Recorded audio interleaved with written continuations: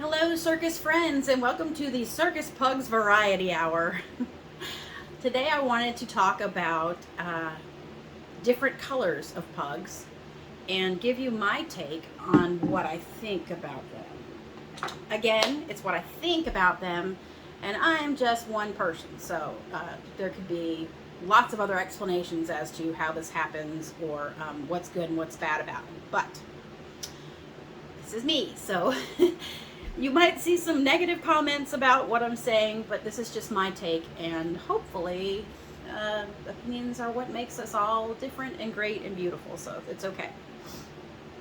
All right, so when you think about dog registration and the registry clubs, who comes to your mind as the creme de la creme, the top dog? With me, it's AKC. To me, AKC is like the number one registry. CKC is under AKC, right? AKC has a breed standard, and they will tell you that for a pug, in order for it to be shown at the Westminster or at a national dog show under the AKC name, that it has to be one of two colors, fawn or black. If you have a black pug and it has white on it anywhere, like on its chest or on its, I have one that has white on its toe, I love her, it's considered a mismark, and that's a no-no with the AKC. I think they still will allow you to show it, but it's not considered breed standard. Breed standard is solid black or fawn. CKC is a little more lenient. They allow you to show fawn, black with white. I think they do silver now, silver fawn maybe. I don't have a silver fawn, so I'm not really sure, but I know I read somewhere that there's another color that they allow you to do.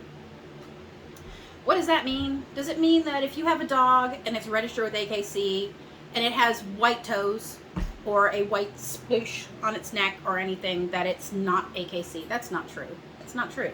That's not what makes a pug. That's what they consider to be a picture perfect, genuine, breed standard, creme de la creme pug. Perfect is either going to be your fawn or your solid black. I am a girl with pink hair and a purple Jeep, and I like flavor. That's just me, right? So when I started looking for pugs, first, obviously, the first thing that comes up is going to be your fawn or your black. And then I started seeing these pugs that were advertised by breeders that were white, solid white, pink, which is not actually pink, it's white, but it has a pink nose and pink features. It's actually an albino, but panda, brindle, chocolate. What does all this mean? I would read the comments under their ads, and there was always someone on there that would comment and say, oh, well, this dog is crossbred, and there's no way it's pug, and you can't be a pug if you have any of those colors, you're not a pug, blah, blah, blah. And then usually from there, it would get ugly, because people would go back and forth with their 2 cents and their opinions, just like I'm saying. You're probably not going to like mine, but I'm just helping, like, sharing my what for. I would think that too. And I would think, okay, this guy says he has a solid white pug. He's a liar. He's a liar. He's bred his pug with something, and he just says that it's a solid white pug, and, or this Panda Pug. There's no way. This person has bred their white pug or whatever, black pug with a Boston Terrier, and they're trying to sell it as a pug, right? And they say it's registered. So how can it be registered if it's black and white? Because that makes 0 sense, right? Because, right, breed standard. I went ahead and took the plunge and bought a solid white pug. His name is Elvis. We call him, I don't know if there's a glare, we call him Little E, but now he's big, so it's kind of funny to call him Little E. But solid white, he's got a black snout. He does not have a mask. It's just a black snout. And I had him DNA'd. I sent his saliva swab and had, just like I do all my dogs, I had him DNA'd, and guess what? Came back 100% pug. There's nothing mixed with this dog. Now Ringling, I took the plunge again, right? Because pink hair, don't care, right? I like flavor and variety, and I love different things. So I went and bought Ringling and had her DNA sent away, and I have not gotten it back yet. Motion detected. I could my driveway. And I will let you know what it says, but I'm pretty sure it's going to say 100% pug as well.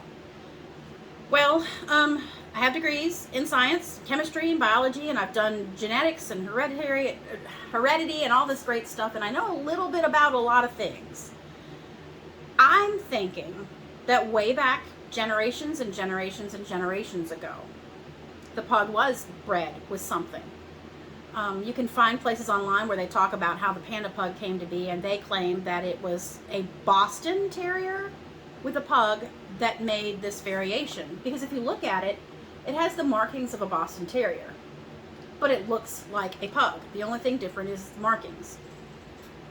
I think that they are coming back now as 100% pug because the crossbreed happened so many generations ago to get these that it's washed itself out.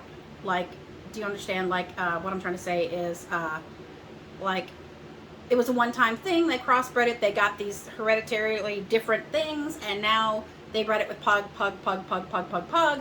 And now you've got a family tree and a genealogical chart and DNA that's saying just pug. It might have like 0.00001% of something else, but it's so minuscule that it doesn't even show up on their DNA. So I guess my take-home message is, how many of us are going to take their pugs to Westminster? Right? How many of us are going to show it in the show ring? You might, but if you like flavor, if you like variety, if you like something different, these colorful pugs have the pug DNA. They have what we have known and grown to love about pugs. Their clownness, their laziness, their playfulness, their facial expressions, everything. They're all there. All the DNA is there. The only difference is their fur color. And when you test them, for the most part, now, check with your breeder. Make sure your breeder is legit and they really haven't crossed them with like a German Shepherd or something. But for the most part, when you test their DNA, they're 100% pug. It is possible for it to be registered CKC. I don't think you can AKC, but even if it were AKC, you cannot show it in their show ring with their name at Westminster because it is not the official breed standard colors. I personally am in love with my flavor. I love it. There's brindle, there's silver, there's chocolate, there's so many different variations. And there's a koi. The koi looks a lot like the panda, except the black splotchies and the white splotchies are like a koi fish would look.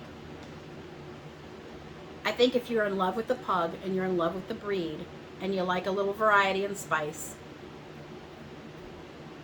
it's your opinion. You can try it, but they're coming back DNA this way, which means that they have those characteristics that we've grown to love about pugs. So, yes. That is my opinion, and I'm sticking to it. And I do not have a brindle. I don't have a silver, so I can't really tell you about their DNA. But from what I've seen, this guy, 100% pug. I think his mom was black and his dad was black, but the grandma was white, so it came down to be that he was white. Yes. So, mystery sort of solved, sort of, from me. My take anyway. And, yeah. It's all good, guys. Have a happy Wednesday, and I'll see you next time.